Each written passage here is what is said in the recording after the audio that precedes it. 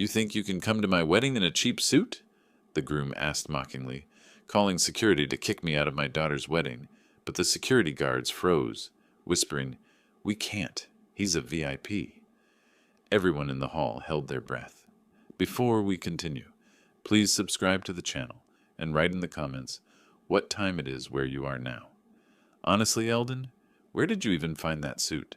Some thrift store clearance rack? Martin's words hit me mid-sip of water, the crystal glass freezing halfway to my lips.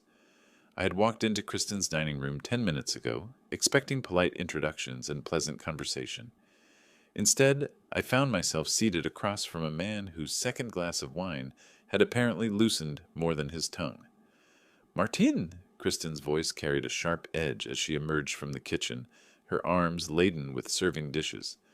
But Martin waved her concern away with a gesture that sent wine sloshing dangerously close to the rim of his glass. No, sweetheart. I'm just being honest here. Your father seems like a decent enough fellow, but presentation matters." His gaze swept over me with the cold assessment of an appraiser evaluating damaged goods. Especially for the wedding photos. People will be looking at those for years. The dining room's warm lighting suddenly felt harsh against my skin. Through the large windows, Beverly Hills sprawled in manicured perfection, each lawn a testament to wealth I had never aspired to display. My modest suit, purchased at a department store for $100 and worn to countless formal judicial events, suddenly felt like a costume. "This suit is perfectly appropriate for formal occasions," I said, keeping my voice level despite the heat rising in my chest. Martin laughed, a sound like ice cracking. "Appropriate? Maybe for, well, I don't know what kind of events you attend." He leaned back in his chair, gesturing with his wine glass. "But when you're mixing with our circle, venture capitalists, tech executives, old money families, appearances matter. First impressions, you understand." Kristen set down the dishes with more force than necessary, porcelain clinking against the mahogany table. "Dad's suit looks fine, Martin. Can we please just—" "I'm not trying to be cruel," Martin interrupted, his voice taking on a patronizing tone that made my jaw tighten. "I understand not everyone can afford quality tailoring, but surely you could have borrowed something," asked Kristen for help choosing appropriate attire. The word borrowed hung in the air like smoke. In my 30 years on the bench, I had sentenced men whose arrogance paled in comparison to what I witnessed across this table. Martin's assumptions about my financial situation would have been amusing if they weren't delivered with such cutting precision. "Perhaps," I said carefully, "you should focus on getting to know me rather than evaluating my wardrobe." Martin's eyes glittered with something that might have been amusement. "Oh, but the two are connected, aren't they? A man's clothes tell you everything about his station in life, his priorities, his circumstances." He took another long sip of wine, emboldened by alcohol and his perceived advantage. "Kristen's mentioned you work in government. Some sort of clerk position?" The question landed like a physical blow. Kristen had kept my professional identity secret at my request. Too many years of dealing with people who treated judges differently had taught me the value of anonymity in personal relationships. But Martin's casual dismissal of my career, his assumption that I occupied some lowly bureaucratic role, revealed the depth of his prejudice. "Something like that," I replied. "Well, at least it's steady work," Martin said with the magnanimous air of someone offering charity, "though I imagine the pay isn't much. Government salaries, you know." He gestured around the dining room at the expensive artwork and crystal stemware. "This is what real success looks like, Eldon. Maybe I can give you some investment advice, help you build something for retirement." Kristen's face had gone pale. Her hands twisted together in her lap. She opened her mouth to speak, but Martin continued his assault with the relentless momentum of a man convinced of his own superiority. "Actually, you know what? I'll handle the wedding expenses. All of them." He reached across the table and patted my hand with condescending familiarity. "No need for you to strain your budget trying to keep up with our standards. Think of it as my gift to Kristen, making sure her special day isn't compromised by financial limitations." The dining room fell silent except for the soft tick of an antique clock. Kristen's eyes filled with tears of embarrassment, her carefully planned evening crumbling around her, and Martin sat there, wine-flushed and satisfied, waiting for my grateful response to his generous offer. Instead, I felt something cold and sharp crystallize in my chest. Not anger. That was too hot, too immediate. This was something else entirely. Recognition, perhaps. The same feeling I experienced when evidence revealed the true nature of a defendant standing before my bench. "That's very thoughtful," I said quietly. Kristen suddenly pushed back from the table, her chair scraping against hardwood. Martin, I think you should go home now." Kristen's voice cut through the tension with surgical precision. Martin blinked, his wine-addled brain struggling to process her words. "What? But we haven't even—" "Now." The single word carried enough authority to cut through his alcoholic haze. "You've had too much to drink, and you're being incredibly rude to my father." I watched Martin's face cycle through confusion, indignation, and finally a petulant acceptance that reminded me of certain defendants who never quite understood why their behavior had consequences. He pushed back from the table with exaggerated care, as if proving his sobriety through deliberate movements. "Fine, fine, if that's how you want it." He stood, swaying slightly, and reached for his jacket draped over a nearby chair. "But honestly, Kristen, someone needed to address the elephant in the room. We can't pretend these differences don't matter." Kristen followed him to the front door, their voices carrying back in sharp whispers. I heard fragments, his defensive justifications, her embarrassed apologies. The front door closed with a definitive click, leaving the house in sudden quiet. When she returned to the dining room, her shoulders sagged with exhaustion. The confident marketing director who commanded boardroom presentations had been replaced by a daughter caught between two worlds, neither of which she could fully control. "Dad, I'm so sorry." She sank into her chair, unable to meet my eyes. "Martin isn't usually like this.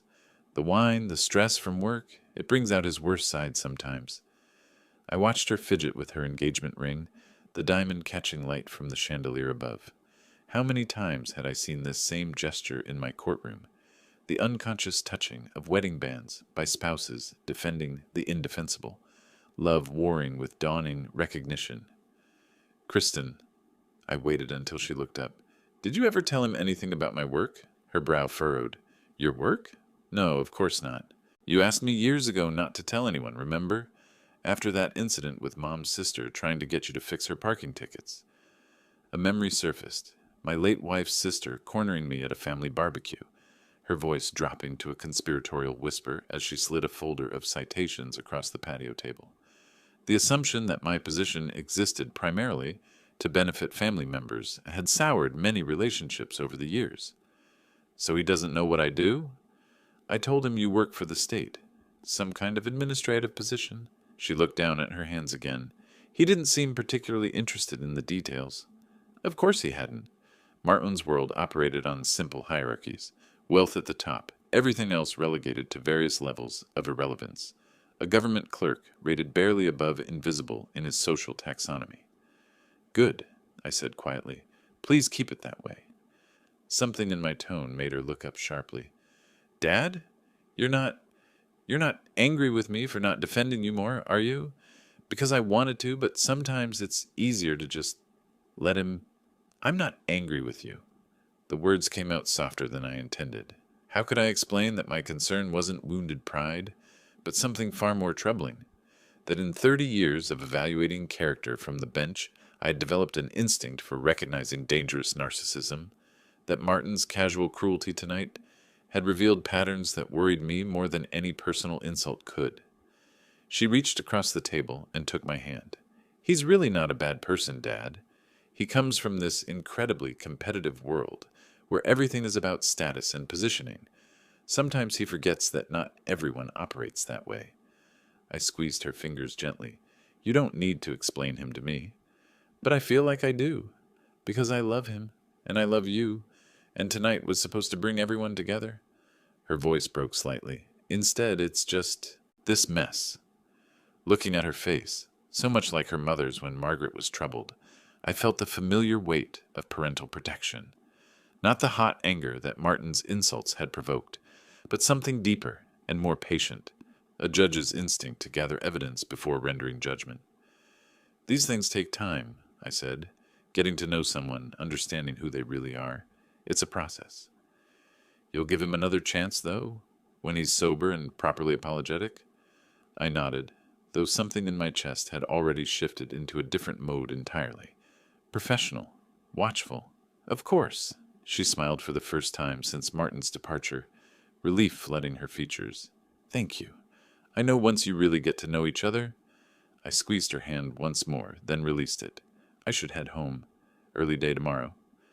As I gathered my jacket and keys, I noticed her watching me with the same careful attention she had shown as a child, trying to read my mood through facial expressions and body language. Some instincts never fully disappeared, even in adulthood.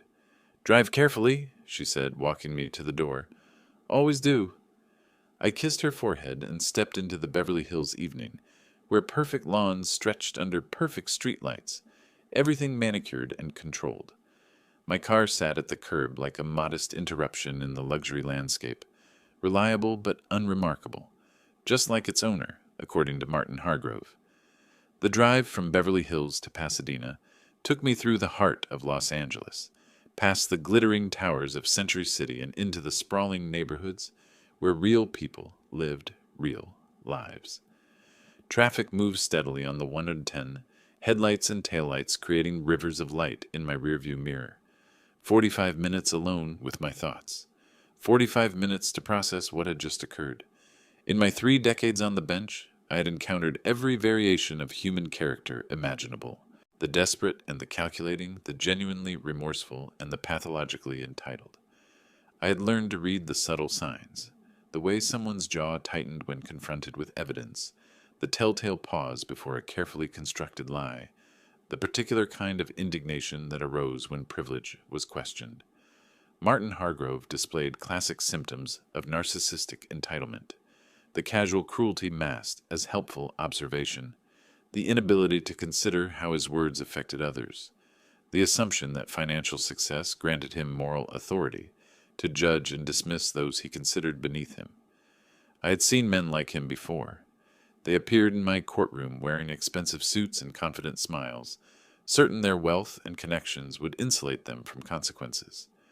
They spoke to their victims with the same patronizing tone Martin had used with me tonight, as if poverty or modest circumstances were character flaws that justified any treatment. The worst part wasn't the insults themselves, but what they revealed about how he saw Kristen. To Martin, she was an acquisition from a lower social stratum, someone whose family needed to be managed and improved upon. His offer to pay for the wedding hadn't been generosity. It had been a power play establishing dominance through financial control. My exit approached, and I took the familiar curves that led toward my neighborhood. Pasadena's tree-lined streets felt like a sanctuary after Beverly Hills' pristine intimidation. Here, modest homes sat comfortably beside larger ones without apology. Here, a man's worth wasn't measured by his thread count. I pulled into my driveway and sat for a moment before cutting the engine. The house looked exactly as I had left it. Small, well-maintained, unpretentious. 3 bedrooms, 2 bathrooms, a study lined with law books and family photographs. Margaret had planted the roses that still bloomed by the front porch, their scent carrying memories of Saturday mornings spent in companionable silence, each of us lost in our own sections of the newspaper. Inside, I moved through evening routines that had become automatic over the years. Jacket hung in the closet, keys on the kitchen counter, a glass of water from the tap, no crystal stemware needed. In my study, surrounded by volumes of legal precedents and judicial opinions, I finally allowed myself to consider the full implications of the evening. Kristen loved Martin Hargrove. She had accepted his proposal, planned their future together, chosen to bind her life to his. Those were facts that couldn't be changed by parental disapproval or judicial analysis of character. But facts could evolve. People revealed themselves gradually, and sometimes those revelations changed everything. I had no intention of interfering with my daughter's relationship based on one unpleasant evening. That would be premature and potentially destructive, but neither would I ignore what I had witnessed.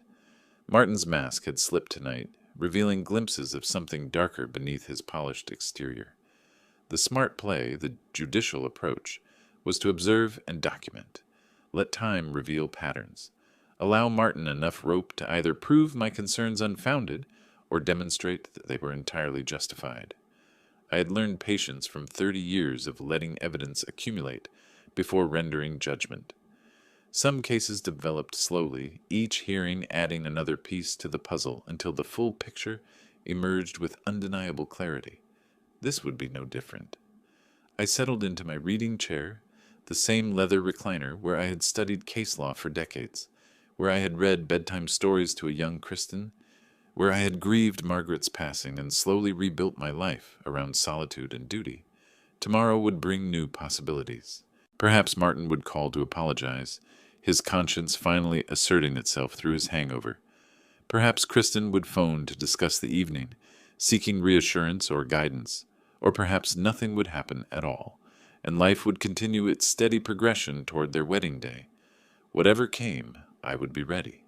The house settled around me with familiar creaks and sighs, a modest sanctuary filled with books and memories, and the quiet satisfaction of a life lived with purpose. Outside, Los Angeles continued its restless energy, millions of people pursuing their dreams and ambitions, and carefully constructed facades. In courtrooms across the city, judges were reviewing cases, preparing for tomorrow's proceedings, weighing evidence and precedent in pursuit of justice. The work continued, as it always had, as it always would, and sometimes, not often, but sometimes, justice found ways to assert itself outside the formal structures of law and order, in the patient spaces where truth eventually emerged from shadow. I closed my eyes and let the day's tension drain away, already planning tomorrow with the methodical precision that had served me well throughout my career. Time would tell what kind of man Martin Hargrove really was. The phone's shrill ring cut through Saturday morning quiet like a blade. I looked up from my newspaper, coffee cup halfway to my lips, and checked the clock. 10:30 seemed an unusual time for social calls. "Hello? Eldon, it's Martin." The voice carried traces of hangover, rough edges that wine had smoothed away the night before. "Listen, I need to apologize for last evening. I had too much to drink, and I said some things that were inappropriate." I set down my coffee and leaned back in my study chair, surrounded by law books that had witnessed 3 decades of careful deliberation. "It's all right, Martin. I understand these things happen. Thank you for being so gracious about it." Relief flooded his voice, the tone of a man who had worried about consequences overnight. "Kristen was quite upset with me after you left. She made it very clear that I had crossed some lines." Through my study window, Saturday morning spread across Pasadena in comfortable ordinariness. Neighbors walked dogs, children played in yards, normal people living normal lives without the complications of wedding politics and family dynamics. "She's protective," I said. "Always has been." "Yes, well, that's actually why I'm calling." Martin's voice gained confidence, the apology apparently clearing his conscience for whatever came next. "I've been thinking about the whole situation, and while I regret my delivery last night, the underlying concern remains valid." Something cold settled in my stomach. "Which concern is that?" "The suit, Eldon. Look, I know I was harsh about it, but there's going to be some very elite guests at this wedding. Tech executives, venture capitalists, old California families. First impressions matter enormously in these circles." I watched a neighbor's cat stalk through my backyard roses, patient and focused on something I couldn't see. Predator behavior had its own logic, its own inevitable progression. "It's a perfectly respectable suit, Martin. But that's just it. Respectable isn't the standard we're aiming for here." His voice took on the patient tone of someone explaining obvious truths to a slow child. "This is a $200,000 wedding, Eldon. The photography alone costs more than most people make in months. Every detail has to be perfect." $200,000. The number hung in the air like smoke, carrying implications about values and priorities that made my modest home suddenly feel like a different universe entirely. "I appreciate your concern. Here's what I'm thinking," Martin interrupted, his voice warming with the enthusiasm of someone solving problems for lesser beings. "There's a men's warehouse downtown, nothing too expensive, but they carry suits that would be more appropriate for the occasion. I could even go with you, help you pick something out. Make sure the fit is right, The color works with the wedding palette. The cat in my garden had frozen in perfect stillness, every muscle coiled for the strike. Nature's patience in service of inevitable conclusion. That's very thoughtful, but I'll be wearing the suit I own. Silence stretched across the phone line. When Martin spoke again, his voice had hardened with the particular frustration of someone accustomed to compliance. Eldon, I'm trying to be diplomatic about this, but let me be completely clear. This wedding is important to me, important to my career, my reputation, my future in-laws who are flying in from Connecticut. I cannot have Kristen's father looking like he shops at discount stores. It's a $100 suit from a department store, but it's quality. $100? Martin's laugh carried no humor whatsoever. My cufflinks cost more than that. Look, I'm trying to help you here, but there are limits to how much accommodation I can make. If you show up in that suit, you're not coming through those doors. Entry will be forbidden. The words landed with the force of ultimatum. Not a request, not even a demand. A command backed by the absolute certainty of someone who had never been told no, by people he considered beneath him. In 30 years on the bench, I had heard threats delivered with more subtlety and less venom than what Martin Hargrove had just laid across my kitchen table on a Saturday morning. The mask hadn't just slipped, it had shattered completely, revealing something uglier than I had imagined possible. I see. My voice remained steady despite the rage building behind my ribs. Thank you for clarifying your position. Good. I'm glad we understand each other. The men's warehouse on Wilshire opens at 10. We could meet there this afternoon if... I hung up. The receiver settled into its cradle with a soft click, followed by the profound silence of my study. Law books stared down from their shelves like silent witnesses to what had just transpired. Outside, the neighbor's cat had completed its hunt and disappeared into shadow, leaving only the roses swaying in morning breeze. My hand remained on the phone for a long moment, feeling the cool plastic against my palm, while Martin's words echoed in memory with crystalline clarity. Entry will be forbidden. The dial tone buzzed against my ear for several seconds before I finally lifted my hand from the receiver. The silence that followed felt dense, weighted with implications that would have seemed impossible 24 hours earlier. I stood slowly, joints protesting the sudden movement, and walked to my study window. The neighbor's cat had vanished, but evidence of its hunt remained. A few scattered feathers near the rose bushes, nature's casual brutality displayed against Margaret's carefully tended garden. Entry will be forbidden. 3 decades of judicial experience had taught me to recognize threats in all their variations. The crude intimidation of street criminals, the sophisticated manipulation of white-collar defendants, the cold calculation of those who wielded power without conscience. Martin Hargrove's ultimatum contained elements of all three, wrapped in the veneer of social propriety. But what struck me most wasn't the threat itself. It was the casual certainty behind it. Martin genuinely believed he possessed the authority to dictate terms to me, to exclude me from my own daughter's wedding based on the thread count of my clothing. More disturbing still, he assumed I would either comply or slink away in shame, too intimidated by his wealth and connections to challenge him. I moved through my house slowly, seeing it through new eyes, the modest furniture that Margaret and I had chosen together, the family photographs clustered on end tables, the kitchen where we had shared 30 years of morning coffee and evening conversation. Everything suddenly felt fragile, as if Martin's worldview could somehow contaminate the spaces where I had built my life. In the hallway leading to my bedroom, I stopped before a photograph of Margaret taken 2 years before her passing. She wore the expression I remembered best, patient amusement at human foolishness, the look of someone who had seen enough of life to find most drama ultimately absurd. "What would you think of all this?" I asked her image quietly. But I already knew. Margaret had possessed an unerring instinct for character, could spot narcissism and cruelty beneath polished surfaces with the precision of a surgeon. She would have seen through Martin Hargrove in the first 5 minutes of conversation. More importantly, she would have been disappointed in me if I let him win. I continued to my bedroom and opened the closet door. There, hanging beside my casual clothes and judicial robes, was the contested suit. Navy wool, classic cut, purchased from Nordstrom during a rare shopping expedition 2 years ago. It had served me well at formal events, earned compliments from colleagues, photographed respectably at judicial ceremonies. $100. Martin's cufflinks cost more. I lifted the suit from its hanger and held it up to the bedroom window, examining it in natural light. The fabric showed no signs of wear. The tailoring remained sharp, the color as rich as the day I bought it. By any reasonable standard, it was entirely appropriate for wedding festivities.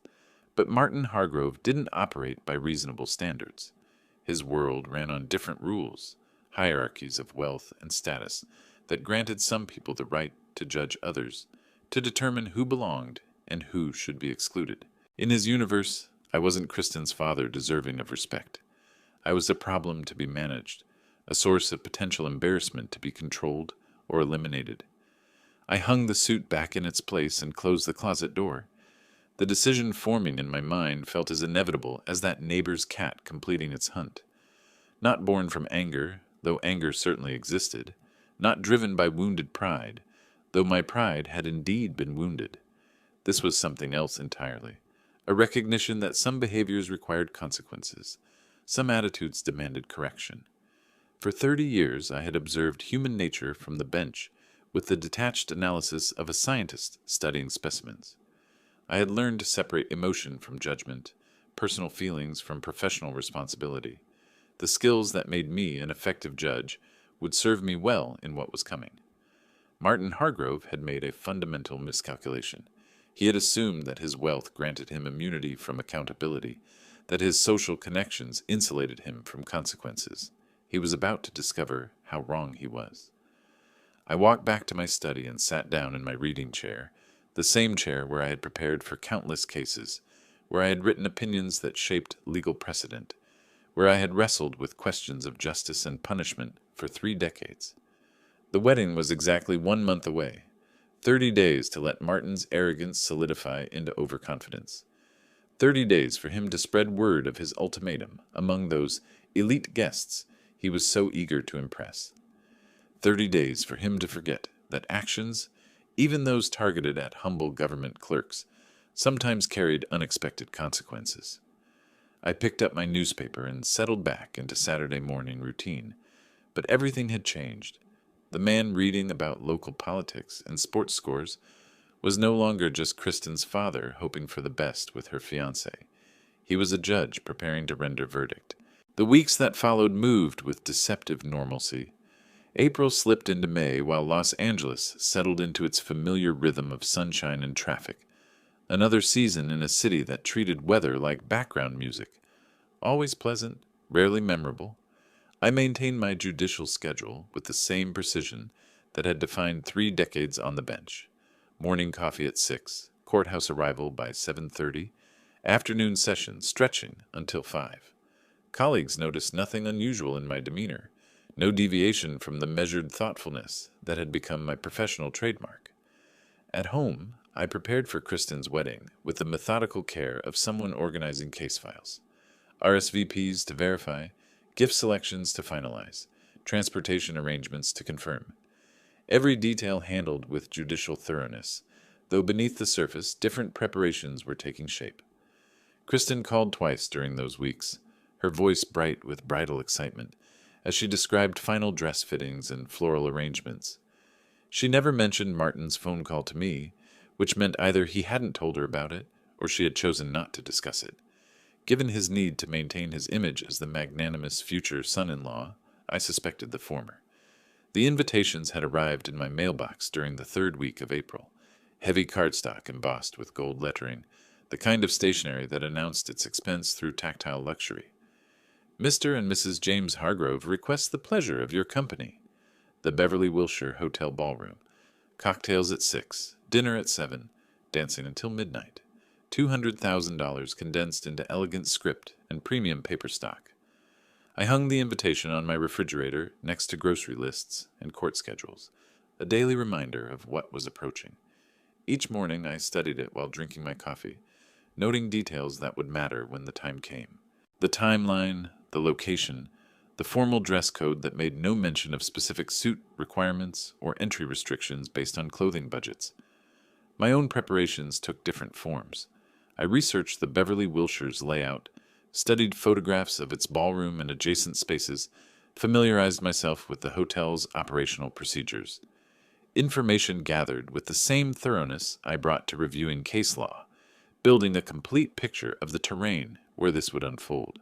The contested suit hung in my closet like evidence in a criminal case, material proof of the central issue that would determine the evening's outcome. I examined it regularly, ensuring it remained in perfect condition that no wrinkle or stain could provide Martin with additional ammunition for his position. $100. The price tag had long since been removed, but the number remained fixed in my memory as a symbol of everything Martin found inadequate about my life. In his world, value correlated directly with cost, worth measured by price tags rather than character or achievement. 3 nights before the wedding, I sat in my study, reviewing the guest list Kristen had shared weeks earlier. Tech entrepreneurs, venture capital partners, old money families from both coasts, the kind of people Martin was desperate to impress. The audience he wanted to ensure never witnessed anything that might diminish his carefully constructed image. I wondered how many of them knew about his ultimatum to me. Had he shared it as an amusing anecdote, the story of putting his future father-in-law in his place? Did they approve of his methods, or would they find his behavior distasteful if they knew the full truth? Soon those questions would have answers. The evening before the wedding, I followed my normal routine with unusual precision. Dinner at 6, grilled salmon and vegetables. Nothing that might cause discomfort the following day. Television news at 7, watching reporters discuss local politics and national events with the same earnest authority they brought to weather forecasts and traffic updates.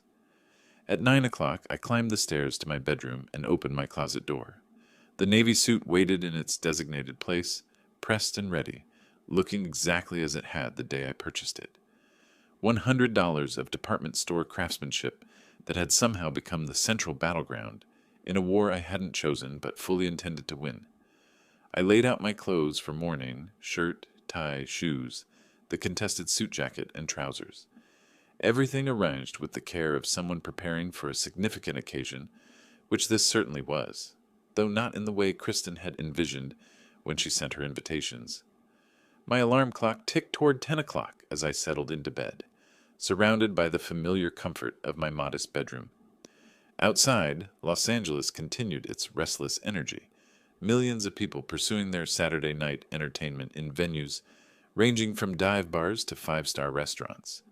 Tomorrow, the Beverly Wilshire would host another elegant wedding, another celebration of love and commitment between two people promising to honor each other through whatever challenges life might bring.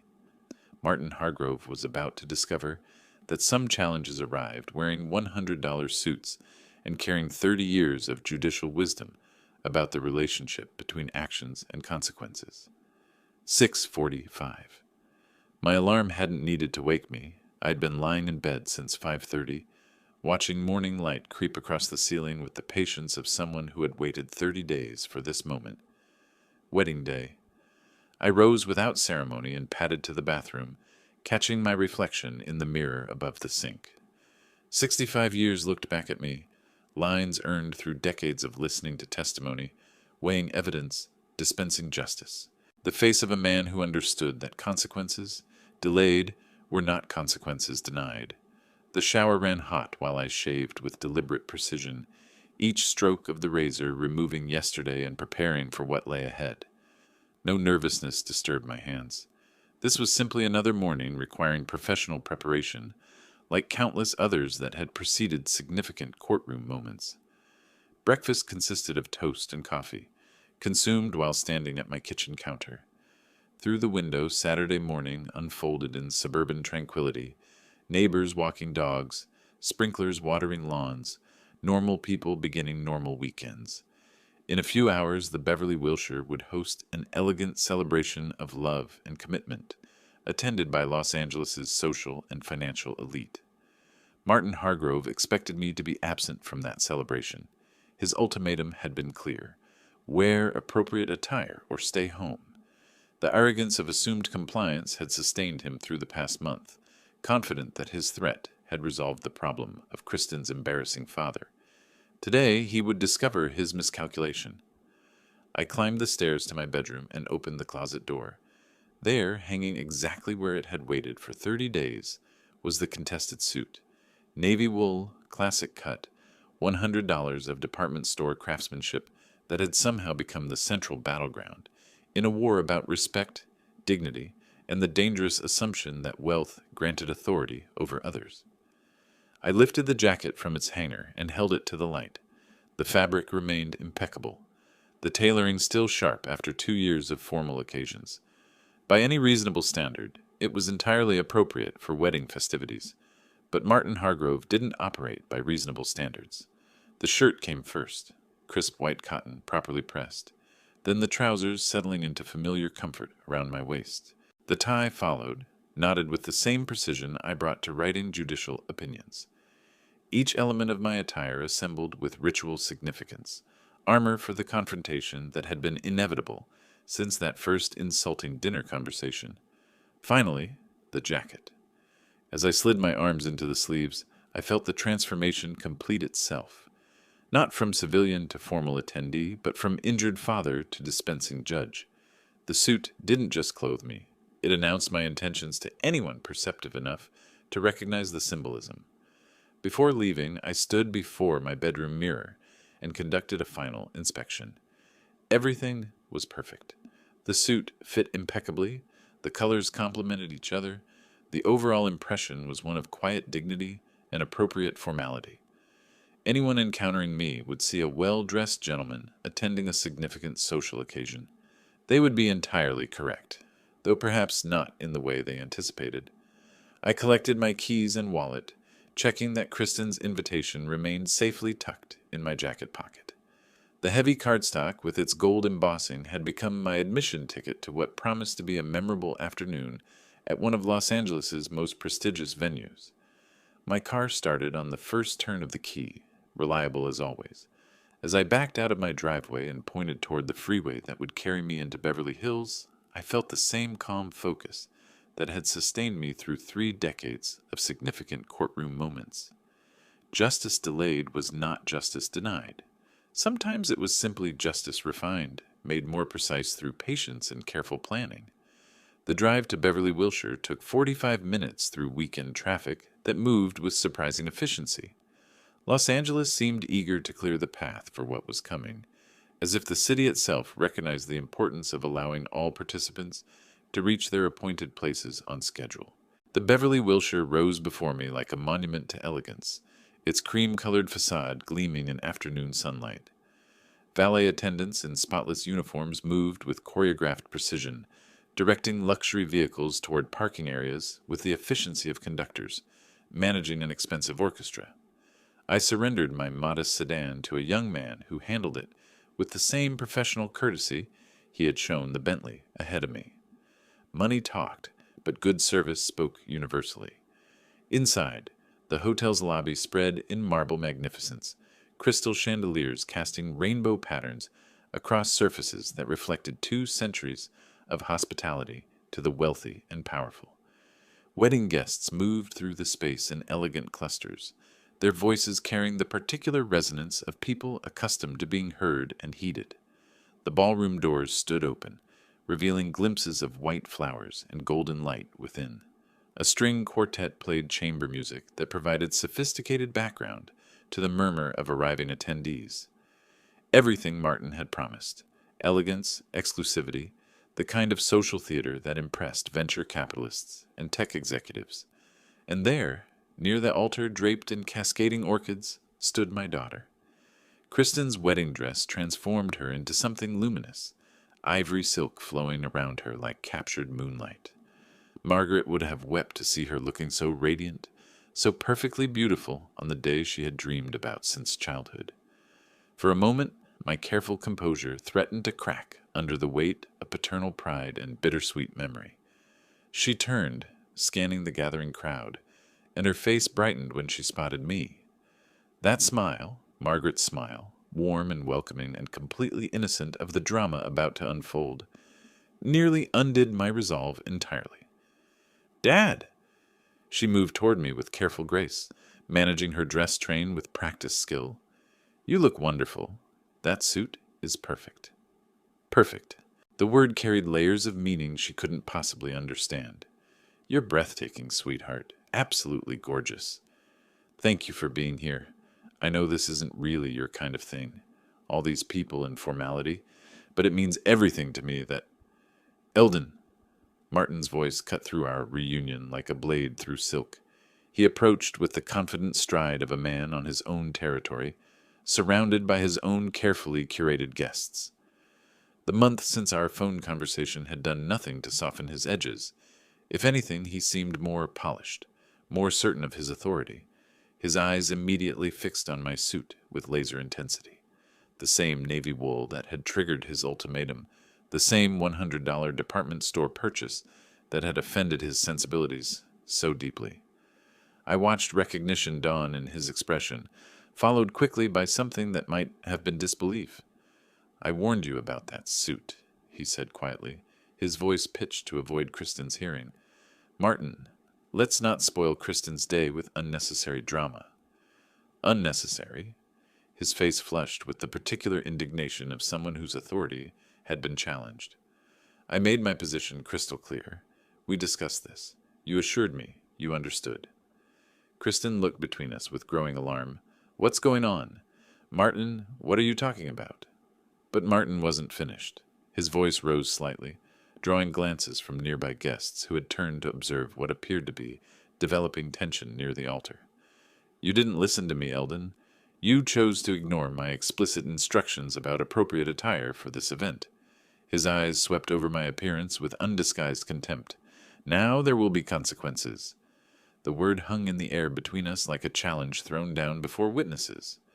Around us, elegant conversations had quieted as more guests noticed the confrontation brewing at the center of their social gathering. Kristen stepped forward, her voice sharp with confusion and embarrassment. Martin, stop this right now. What are you... Stay out of this, sweetheart. Martin's tone carried the dismissive edge of someone managing lesser beings. Your father and I have an understanding that needs to be clarified.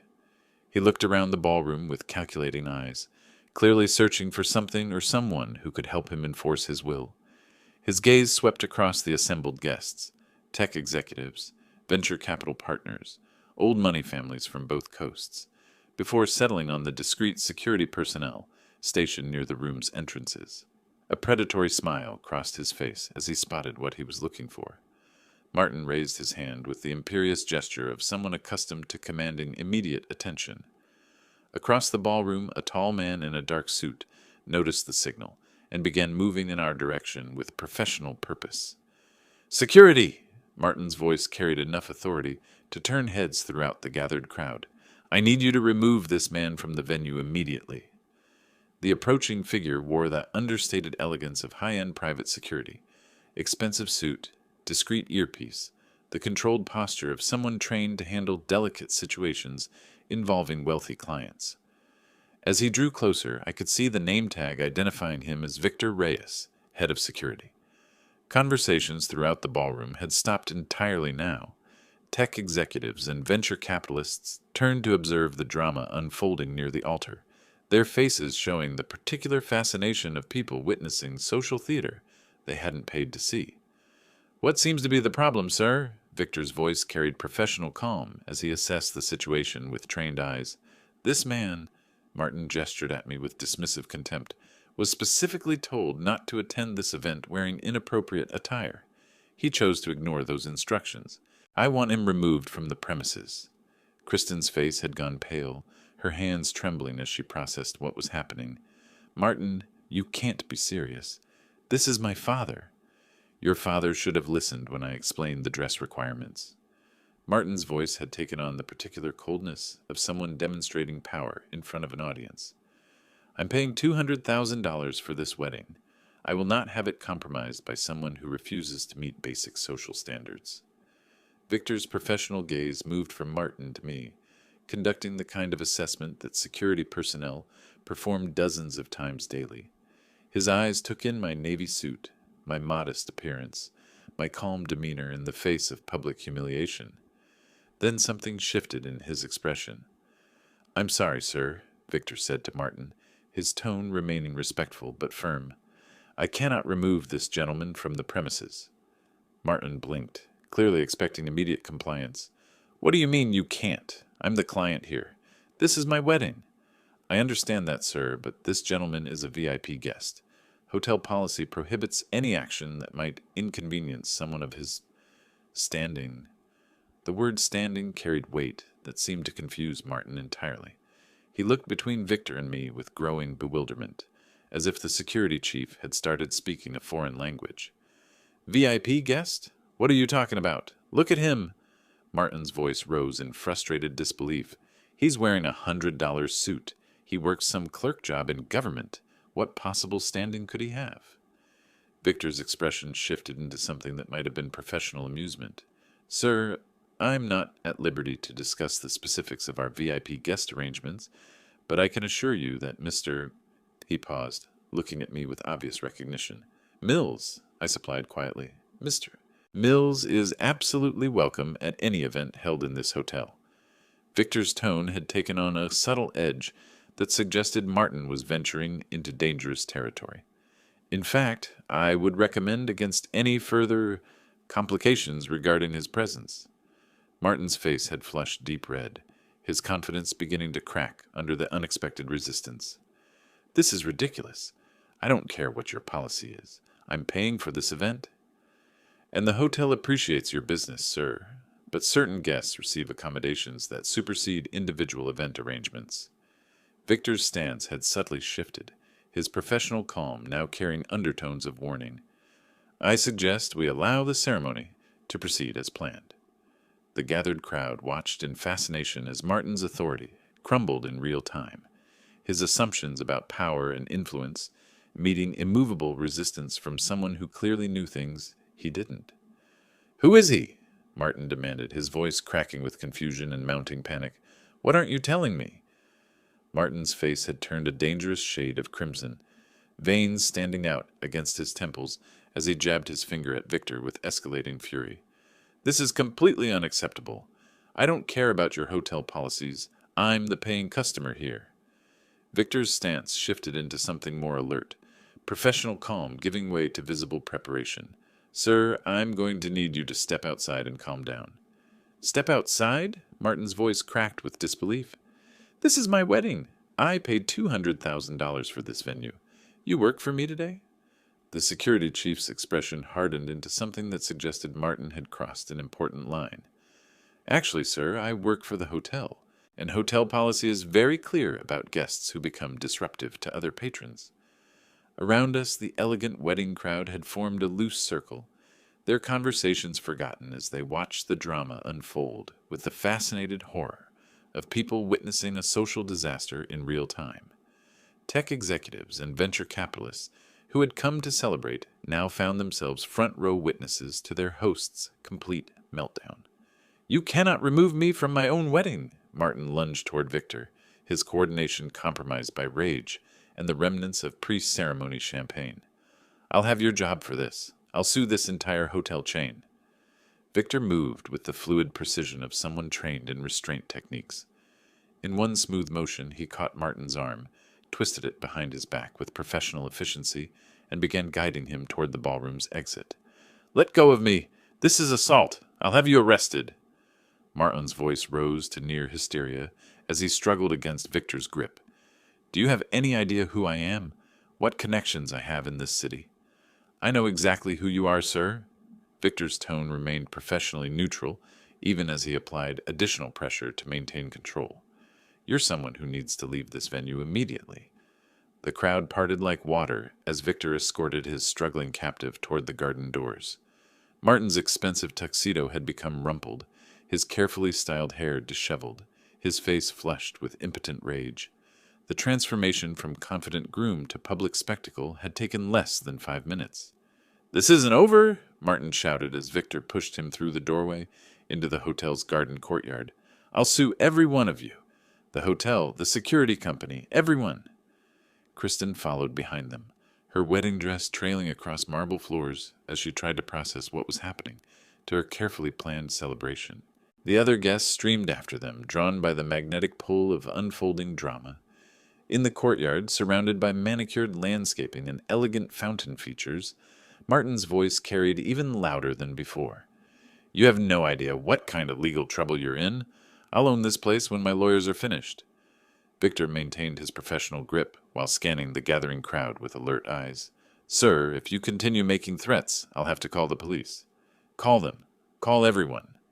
Martin's voice had reached a pitch that suggested complete loss of control. "When they find out what you've done, assaulting a paying customer, violating my civil rights, you'll all be finished." The wedding guests formed a semicircle around the spectacle, their faces showing mixtures of embarrassment, fascination, and growing concern. This was no longer just disrupted nuptials. It had become something approaching public breakdown. But Martin wasn't finished. Standing there in his rumpled tuxedo, held firmly by hotel security, he continued his tirade with the desperate energy of someone whose entire worldview was crumbling. "I'll sue all of you," he screamed, spittle flying from his lips. "Every single person who thinks they can treat me this way, starting with that man," he gestured wildly toward where I stood, calmly watching, "and his ridiculous $100 suit. Let's see you try suing the Chief Justice of the California Supreme Court." The voice cut through Martin's ranting with surgical precision. Elena Vasquez stepped forward from the crowd, her elegant silver hair catching sunlight as she moved with the confident stride of someone accustomed to commanding courtrooms.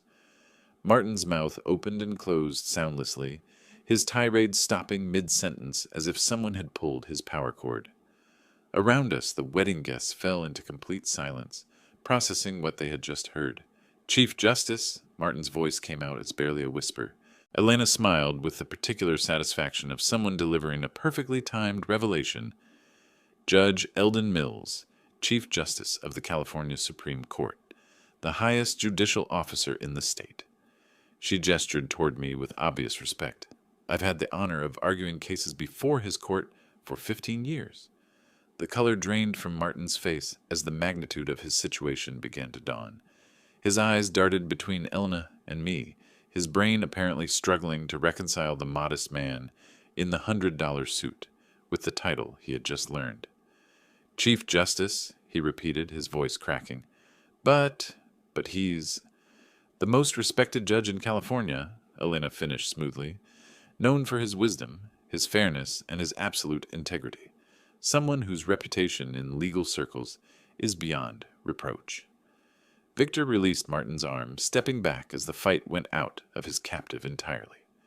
Martin stood there, swaying slightly, his expensive tuxedo wrinkled, his carefully constructed image lying in ruins around him. "Eldon," Martin turned toward me with desperate eyes. "Your Honor, forgive me. I didn't know. I never would have—" "Wouldn't have what?" I asked quietly. "Insulted my appearance? Threatened to exclude me from my daughter's wedding? Demanded I prove my worth through expensive clothing?" Each question landed like a physical blow. Martin flinched visibly, his mouth working as he searched for words that might somehow undo the past month of arrogance and cruelty. "I was wrong," he whispered. "Completely wrong.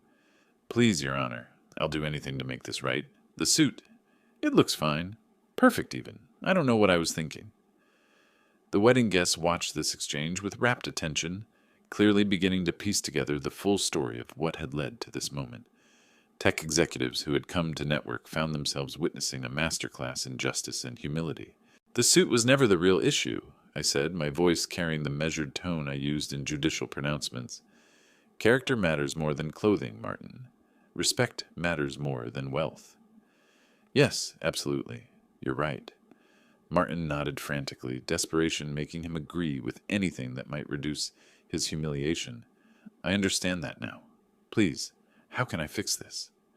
I glanced around at the gathered crowd, then back at the man whose prejudices had created this entire situation.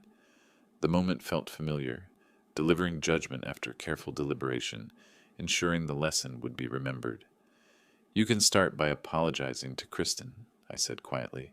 "She's the one whose wedding day you've disrupted with your behavior. She's the one who deserves your genuine remorse." Martin turned toward his bride, who stood frozen in her ivory dress, tears streaming down her face as she processed the full scope of what had unfolded. The day she had dreamed about since childhood had become a public spectacle of her fiancé's character flaws. "Kristen, I'm so sorry," Martin began, his voice breaking.